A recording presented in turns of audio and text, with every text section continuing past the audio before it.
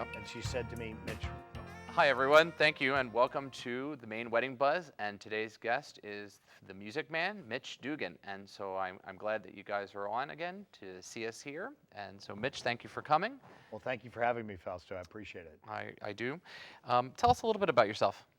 Well, I'm originally from Maryland, and I went to high school in Rhode Island, college in New Hampshire, and I got my MBA down in Boston. And so I've kind of grown into New England very nicely. And Great state. oh boy, absolutely.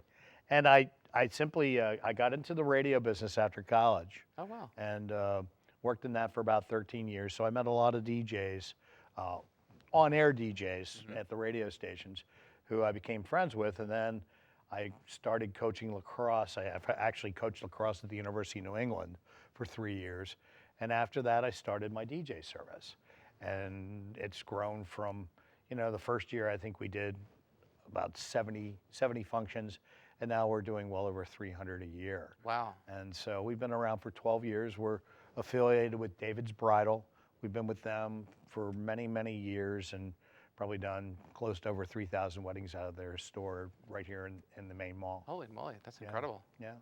And so with the DJ service, how does somebody go about hiring you or your services? Or do you put that together, and do you put the right person, connect the right client with the right DJ? Exactly. What we try and do is we try and set up a meeting with a couple if we can. I mean, because the state of Maine does a lot of off-site weddings or out-of-state weddings. We can't always do that. So we either set up a face-to-face appointment at a place convenient for the bride and groom, or we do a phone consultation. Oh, wow. And what we try and do is our philosophy simply is it's the bride and groom's day. We tailor make the entire wedding reception to bring out their personality in their own wedding reception. So we like to find out what kind of music they like, and sometimes more importantly, what kind of music they don't like, because we are very protective of what we call their do not playlist, the songs they definitely don't want played. The only way one of those songs would ever get played at a wedding with my staff is if the bride and groom give the DJ permission to play the song. So even if the bride's parents say, "Oh, I want to hear the song because it's mine," it just won't get played unless the bride and groom go okay it. Yeah, Excellent. we're very polite about it, but basically, somebody who's close to the bride and groom, if they want to go and talk to them and get their permission, that's great. And a lot of times that's what happens, and the bride and the groom say, "Yeah, that's fine. We'll play that song." So it usually works out. But if that's what they if that's what they want, that's what we try and do. That's what we do for them. Oh, nice. Yeah. And how long does a DJ service actually at a reception? Is it 5 hours? It depends. What's happened, there's been a major trend in the wedding industry where the ceremony has been shifted from churches to the actual venue hall. So usually we base the time on kind of an idea of how many guests they're going to have at their wedding reception. So anytime it's over 75 to 100 and higher, the reception part usually lasts about 5 hours. Yep. But the ceremony part, we say they should allot it about an hour's time. And what we do is that the actual ceremony usually takes about a half an hour. However, we play what we call seating music. Got it. Okay, we play light background music of the bride and groom's choice. Sometimes people default to Vivaldi's Four Seasons, which is the most popular piece of music played at a wedding reception. However, if they have specific music, we will play that for them. But it creates the right atmosphere. Plus, what it does is that when the guests arrive at the venue hall, they hear the music, they know where to go, and it just, as the groomsmen are seating everybody, it just creates the right atmosphere. So usually the reception part is, over 75 is about 5 hours. If you have the ceremony, it's usually about 6. But we do have a policy that the bride and groom are, everything's rocking and they want to go longer, they can make the decision at the wedding reception to go an extra hour if they'd like. Nice. And so that's asked beforehand, and so they know it, and they can also ask the day of. Yeah, absolutely. Okay. Yep. Oh, that's excellent. Yep. How many DJs do you have on your team? It varies. I have like 20 to 25 people. Oh, wow. Yeah, So you got a and good basically, I mean, I have certain ones that they do, 50 plus weddings a year, and then I have some that they do a half dozen. So it depends. Each disc jockey is an independent contractor, so they basically, are able to book themselves, But basically, it ranges between over 50 weddings Wow. per DJ versus, sometimes they just go out maybe 3 to 6 times. What locations do you work out of? Well, we're on the preferred vendor list at about 75 different function halls all throughout Maine, New Hampshire, and northern Massachusetts. Oh, wow. So New Hampshire, I messaged. Wow. Oh, yeah, we have some nice facilities that we work with closely down in the Portsmouth area. The Wentworth Hotel, the Wentworth Country Club, there's the Red Barn, Spring Hill, places like that. And then, the Westin Eastland up in Portland, the Hilton Gardens in Freeport and Auburn, the Village by the Sea in Wells, all the function halls of Colony, Nonantum, On the Marsh, all those places in the Kennebunk Ports, Hidden Pond, all those function halls we do a lot of work at. So, Oh, that's excellent. Yeah. That's excellent. And what's your favorite venue?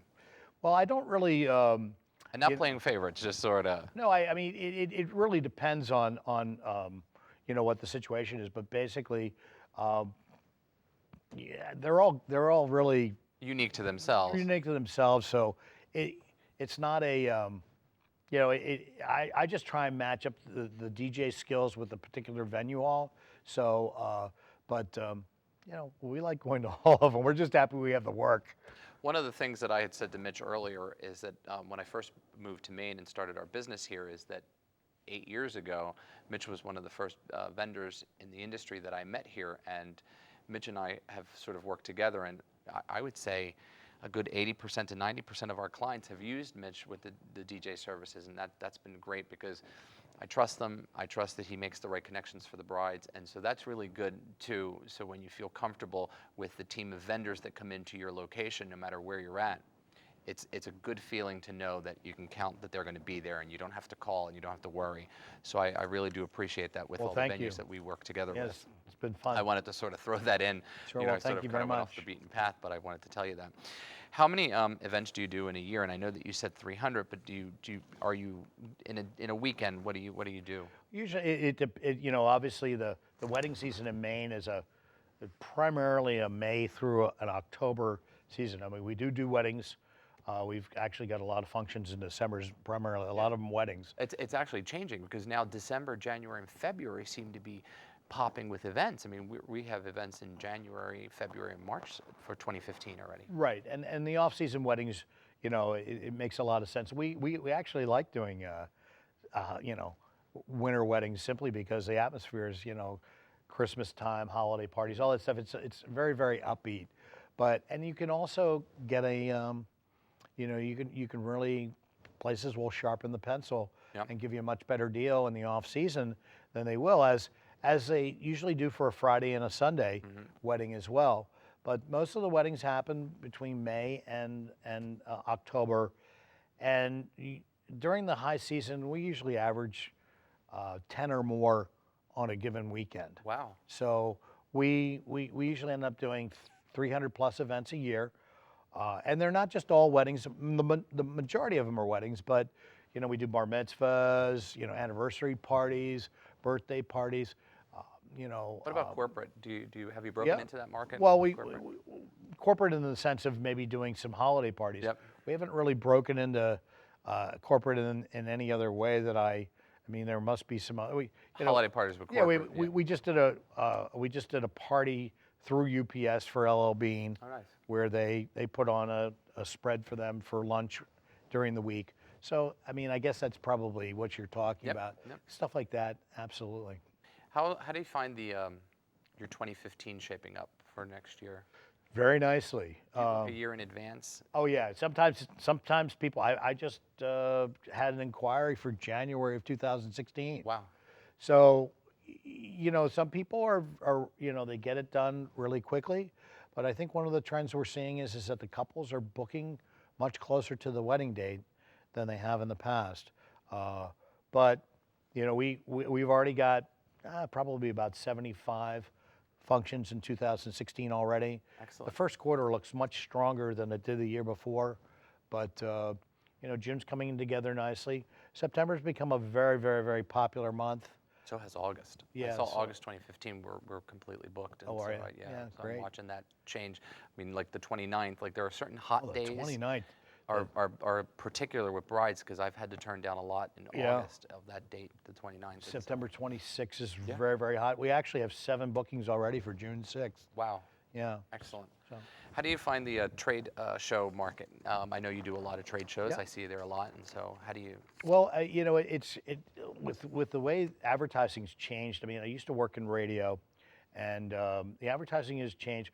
We're very much into as much personal touch as we possibly can be. We like to meet the couples if we can. It's not an Putting that absolute, face- but you that know, face-to-face. we want to make sure that they're completely comfortable with us. Yep. It's very, very important.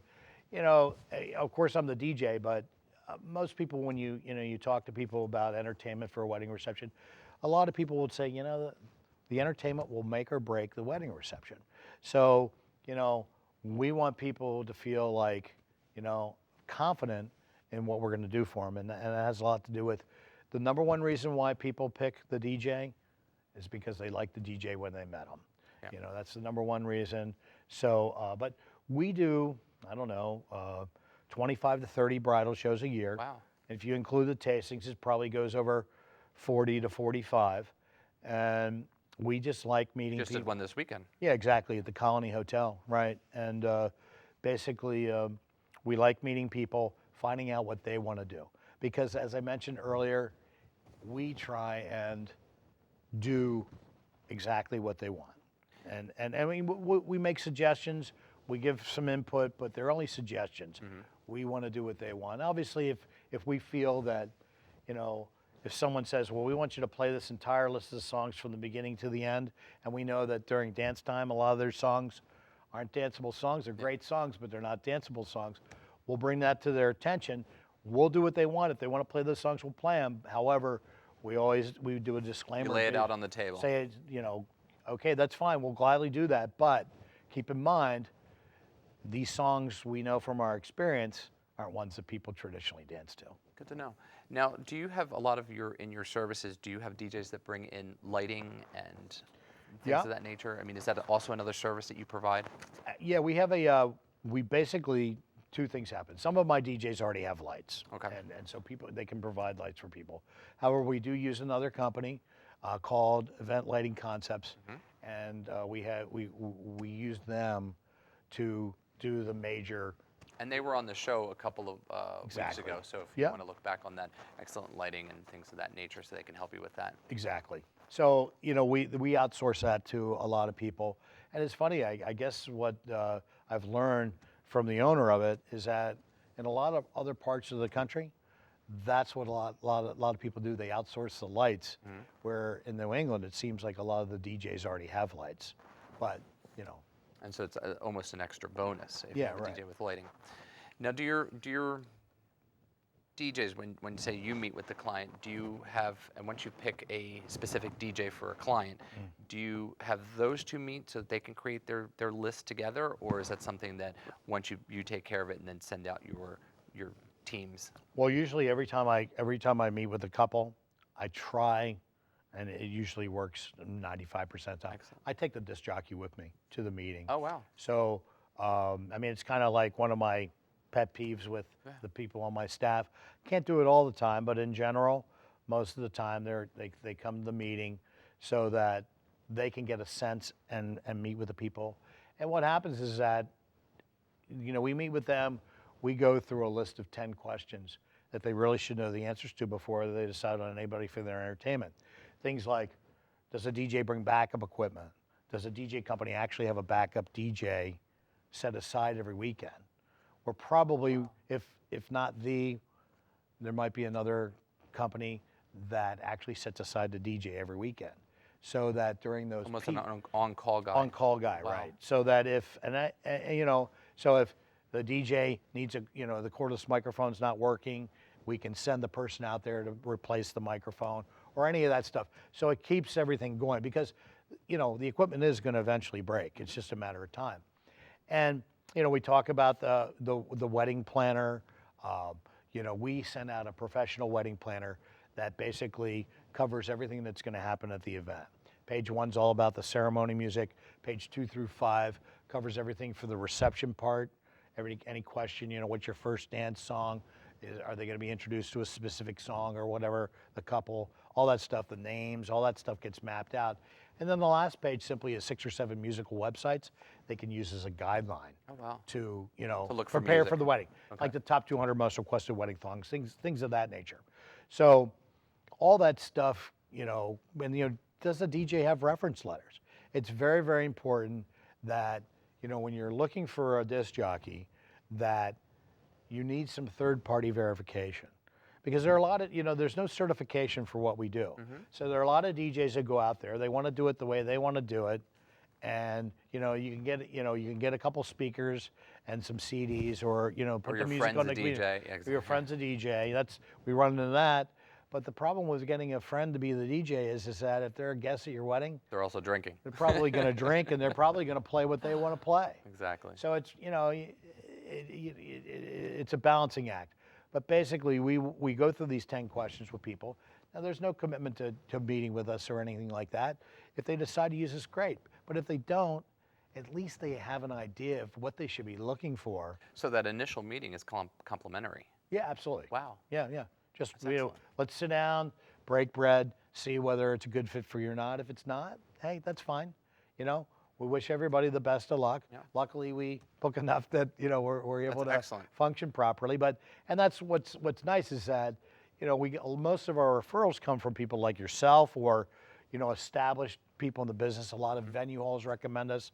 So that works out nicely. So it has that third-party verification. So that was one of the questions I was going to actually ask you about the emceeing and the DJ actually does the introductions and the emceeing and sort of overhauls that part of it. So when you line them up, and so which is a really nice, because I know a lot of times when we work together, I get everything ready and I help the DJ, I'll cue you, but he comes in, gathers everybody's name, puts it in order, and then I'll just send everybody in the order that he's put everybody, which really helps out, and so that everybody's just not winging it, and so we all work as a team, so I like that. Yeah, I mean, one of the things that we do is that when the bride and groom complete the wedding planner, we set up another meeting, or it can be done over the phone, whatever's easiest for them. And at that consultation, we put the whole wedding planner together, and it basically consists of 2 parts. The first part is we write out all the names of all the people who are going to be introduced in the bridal party, okay? Some couples just want to introduce themselves. Sometimes they do the whole bridal party. Sometimes people don't want to do the introductions at all. That's fine. We just want them to be happy at the end of the event. So that's part 1, and then we phonetically spell out all the names so that we get the pronunciations correct.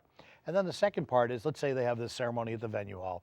From the beginning of the seating music all the way to that they'd have to their last dance, we write out everything in the order they want it to happen in, okay? Attach all the songs, any special instructions, somebody need a cordless microphone, and then we put their do not playlist and their to do playlist. Then the week before the wedding, we double check to make sure we have everything that they need. And then we bring that information to the day of the wedding and share it with all the other vendors. So everybody's on the same page. And the reason for that simply is it's not an egotistical thing, but at a wedding reception, everything goes to the DJ MC. So if we're nice and organized, it makes for a nice, fun, flowing, classy, stress-free wedding reception for the couple. And that's one of the things that I've stressed a lot in these shows that we're doing, is that you don't always necessarily have to use the same venues that a caterer or a planner suggests, but it's really nice to do it that way because it's better to have a complete vendor package that everybody knows everybody together, because it'll make the event run smoother. I mean, knowing that Mitch is there, or Lori, or lighting, and everybody together, you just go, okay, this is going to be a hit. Everybody's going to work well. There are no extra divas on stage or anything. We can all get the jobs done, and the job will go well. I think when you have a good team in place, from your bar, lighting, DJ service, all of that stuff, to venue, can all make a difference. So keep that in mind when you're looking for all that stuff. And which leads me to how long if an event is 5 hours and the wedding starts at 5, what time does the DJ service actually come in? That's a question that sometimes I get asked, so I just want to address it. We emphasize to our staff that they need to be there 2 hours ahead of time. So if the actual first song for the cocktail hour or the first song for the seating music starts at 5, as you mentioned, the DJs are trained to be there 2 hours ahead of time. So they'd be there at 3 o'clock. And it takes them about, what, half an hour to set up, half an hour, 45 minutes? It depends, because what's happened is that more and more venue halls have multiple locations. So for example, if the DJ knows that they have to set up one for the ceremony. We just did a wedding in New Hampshire. We had a ceremony set up. We had to set up another system for the cocktail hour, and then we had to set up the main system in a whole other area for the reception. So there were 3 setups, okay?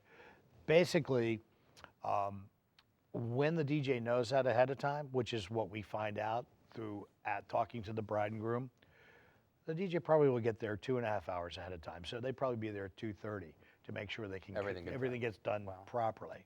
So it really depends. I mean, minimum of 2 hours, but one of my DJs sometimes gets there 4 hours ahead of time, because, you know, anything can happen. Anything can happen on the way to a wedding. They could get a flat tire.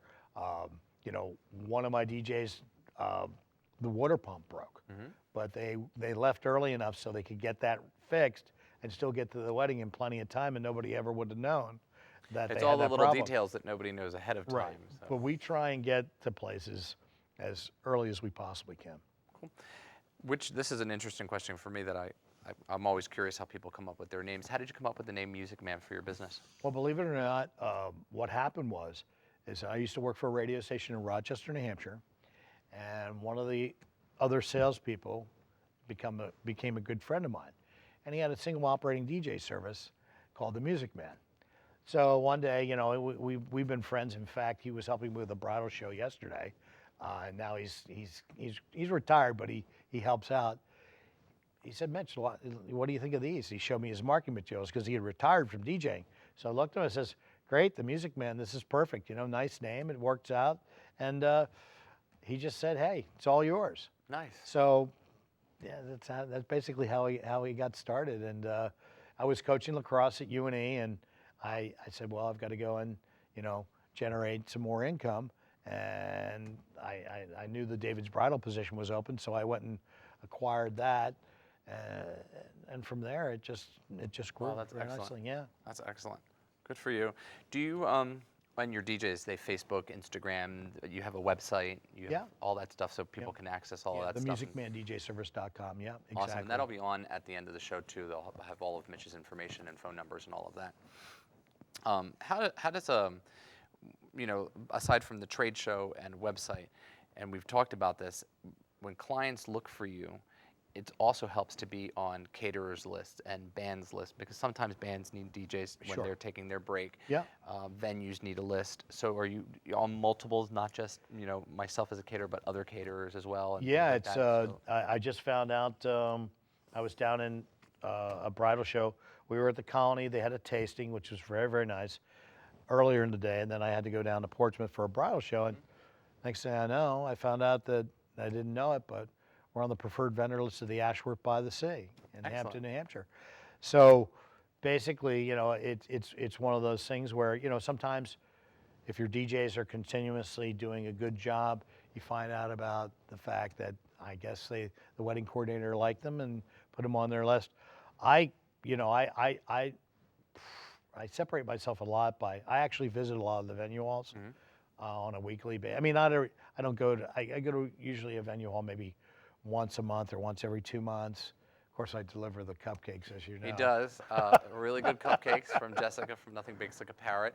Still, right? From right, her. absolutely, and, you know, on a side note, I've gotten some of my locations through Mitch, and because we've had that 8-year relationship. You know, I acquired Village by the Sea because of Mitch and giving me that lead, and there's several other ones, and you know, it's been wonderful, and we're almost on all the same lists. So if you see me, you see Mitch, and so it's really good, and Mitch is on our list as well as all my preferred venues that I do all the catering. I put Mitch on immediately, and so it's one of the first DJ services that I actually recommend to everybody, and then from there, he sends his DJs out, and I think I've worked with quite a number of your DJs. Oh, sure, in my 8-year period, so, you know, which has been nice to do. I mean, I just, you know, we want to emphasize it. It's not the quantity of weddings we do; it's the quality. We you know, luckily we get pretty good. We have a bunch of reviews on a wedding website called Wedding Wire, which people can go see and get an idea of what our work's been like in the past. But there are reviews all over the place that you can find.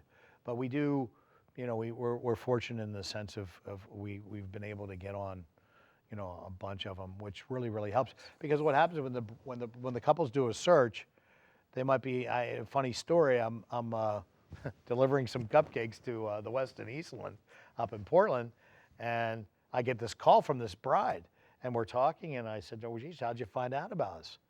"Well, you were on the, as I'm walking, you were on the West and Eastland website." Oh, nice. And I was like, "Really?" And so I kind of started laughing. But she wasn't having her wedding at the West and Eastland. She was having it somewhere else out on Peaks Island. So the next thing I know, I just, it just hit me that. Which is interesting because I think a lot of people do that. They'll look at all of these venues, Right. and from that watch, okay, well, Mitch is on the Westin and the Masonic Temple and Village and here. Right. I'm Exactly. going to use him at Shabig or Peaks or wherever, Great Diamond, wherever they're going to go. Right. They see it 2 or 3 times, and then they see you on the websites, and then all of a sudden they see you at a bridal show. It's all or clicking. They see your stuff inside David's Bridal or whatever. Basically, it works out where, there's a statistic in marketing. It's like if someone sees your name or 3.29 times, whatever, over 3 times, then all of a sudden you become recognizable to them. And, they see that and they say, well, I might not end up using them, but I'm at least going to give them a shout and see whether it makes sense or not. So from the first call to booking the job, how long does it normally take to close the deal, let's say? It really varies. It really varies. I mean, it's, a lot of times when they have a strong recommendation, it happens a lot faster. Yep. Some people are just getting their ducks in a row, making the preparations, trying to put their budgets together. So it really depends on what their circumstances are. But usually, if we meet with them, there's a pretty good chance that if they like what they see, they'll make that decision that day. Excellent. But sometimes people have to, get the money from elsewhere or whatever to put the deposit down or whatever. But we'll gladly hold the date for people for a while if that's what their circumstances are, and they're genuinely interested. Any wedding shows that you're going to be coming up that you want to tell the audience? Oh, sure. There's a wedding show this weekend, put on by the Sanford Chamber of Commerce. I don't know exactly what the building is. It's right in downtown Sanford. It's on the 4th floor, and is it Sanford or Sanford? Yeah. So I think it's Above and Beyond Catering. Oh, okay. And it's there's a Aroma Joe's on the first Right, floor. It used to be a Rubber bank. Joe's, right, Yep. exactly. And So- there's a Moe's right down the street. Actually, it's a from it. beautiful venue. So Yeah, no, it's very, very nice. So. And then the following weekend, we do have a tasting at the Village by the Sea. With us. And there's also a bridal show at the Nonantum from 1 to 4 there. So, and Kenny Seems like they're always the same weekend. Oh, I know. Well, that's one thing we sometimes do 2 or 3 Yeah. shows a weekend. Wow. But I'm not doing as many. I'm not doing the perimeter shows. Yeah. I used to do a lot of shows in Nashua, New Hampshire, Manchester, Windham, New Hampshire, and Meredith. I'm cutting back on those. I'm just trying to focus right in my immediate area. So, Excellent. yeah. You're coming home almost. Exactly. Well, I appreciate Mitch coming in today and talking. Again, this was the Music Man, Mitch Dugan. Stay tuned. There's more to come with Maine Wedding Buzz. I appreciate everybody for watching, and thank you, and see you next time. Thanks for having me.